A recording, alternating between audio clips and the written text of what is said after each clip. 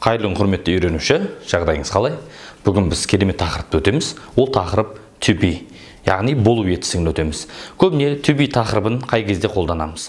Негізі to be-ді I am a teacher, мысалы мен мұғаліммін, яғни бір адамның мамандығын айтатын болса қолданамыз, яғни бірінші жері мамандықты айтқан кезде қолданамыз. Екіншісі, яғни мен 26-дамын, яғни адамның жасын айтқан кезде қолданамыз, ол екінші жағдай.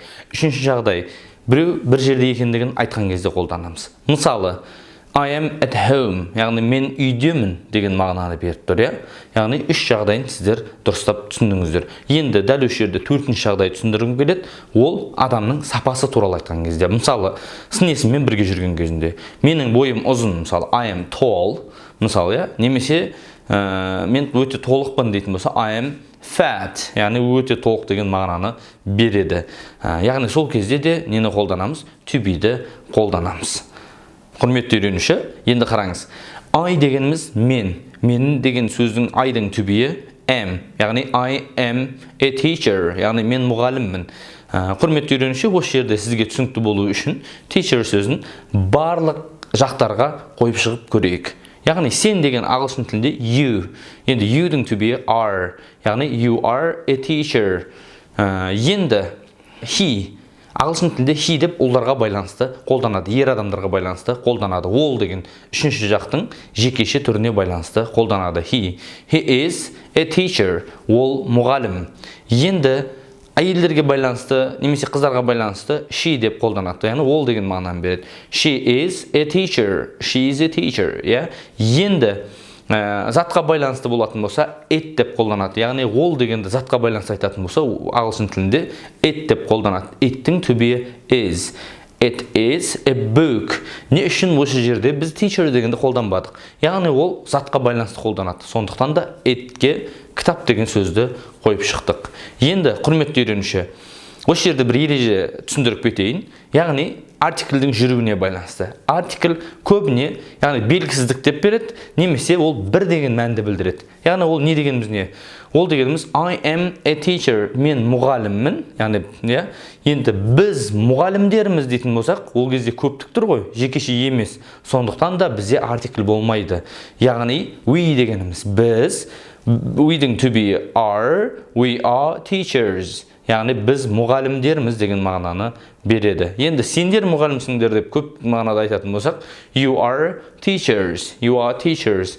Енді олар ағылшын тілінде they, олар деген they, яғни to be are, they are teachers.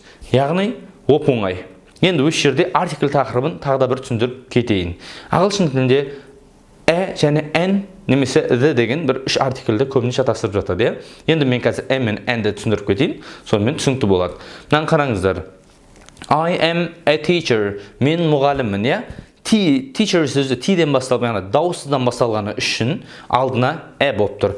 Егер оның алдында мысалы деген сөз, мысалы дауыстыдан басталса, яғни engineer, мысалы I am an engineer. Ол кезде n келді. Өйткені сөз неден басталып тұр? Дауыссыздан басталып тұр. Немесе бұл дегенге байланысты, ол дегенге байланысты қолданып көрейік. Мысалы, затқа байланысты it сөзімен. It is a book. Яғни бұл кітап. Яғни кеп тұр. Өйткені book сөзі неден басталып тұр? Дауыссыздан басталып тұр. Ал егер ол дауыстыдан басталатын сөз болса ше, it is an apple. Яғни бұл алма деген мағынаны береді. Яғни ол an apple болған себебі apple сөзі дауыссыздан басталып тұр. Құрметті үйренуші, to be тақырыбы сізге түсінікті болды деп ойлаймын. Енді, яғни болымды түрін түсіндіре алдым деп ойлаймын. Енді оның сұраулы формасын жазатын болсақ қалай болады? Дәл бағанағы форма естеріңізде ме? I am a teacher, you are a teacher, he is a teacher, she is a teacher, it is a book. Яғни бағанағы сөздер естеріңізде. Соны аласыздар да to be-ді алдына шығара саласыздар. Сол кезде сұраулы сөйлем пайда болады. Мысалы, I am a teacher, мен мұғаліммін ба дейтін болсақ, to be не еді? I-дың m-ді алдына шығара саламыз. Сонда am I a teacher?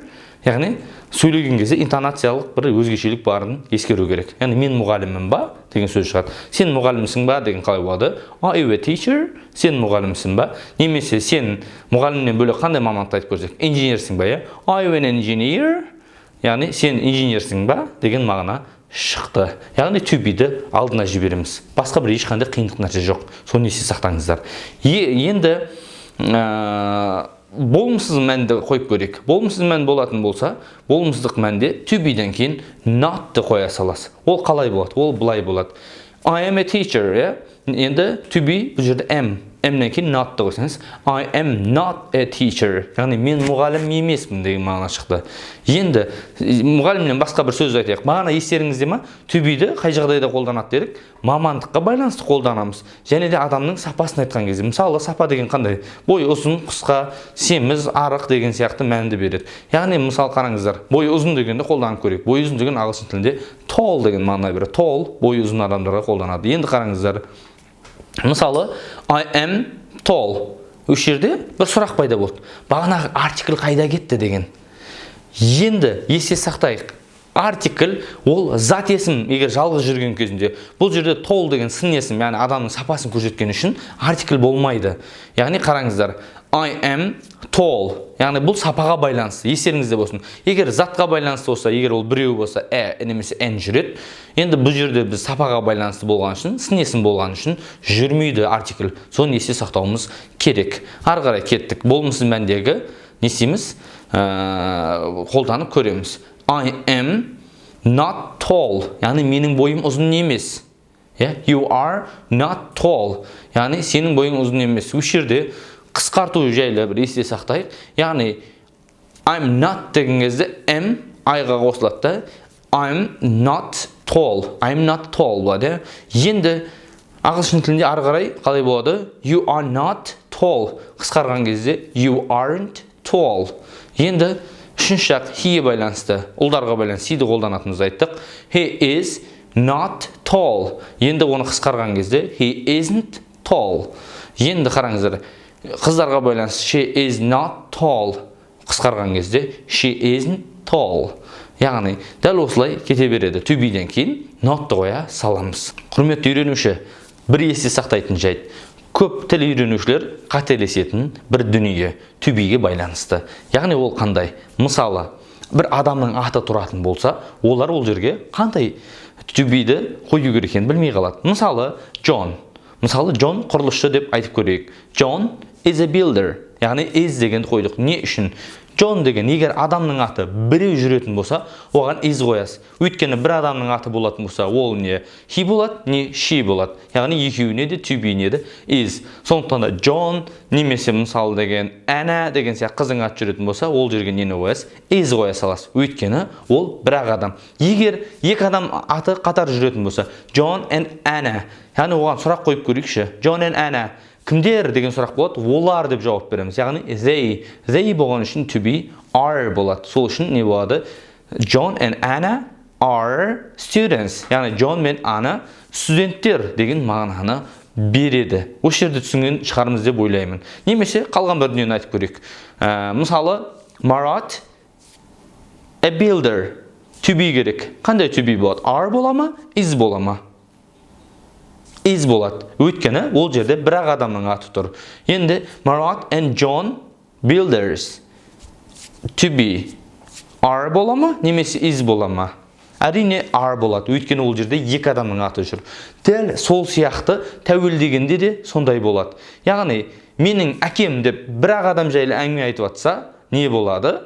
Is-ді қоясыз. My father is a builder. Менің әкем құрылысшы. Енді менің әкем және анам деп айтатын болсақ, my father and mother немесе my parents деп айтады, яғни ата-анам деген мағынада. To be не болады? Are болады. Ол жерде екі адам жайлы әңгіме айтып жатыр.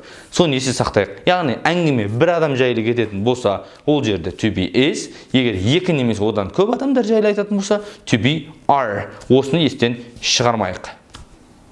Құрметті үйренуші, біз қазір to be тақырыбының болымды және болымсыз нұсқаларын үйрендік. Өте бір ұғынықты болды деген ойдамын. Қазір төмендегі тапсырмаларды орындаңыздар. Сол тапсырмаларды орындау арқылы сіз бұл тақырыпты тереңірек түсіне аласыздар.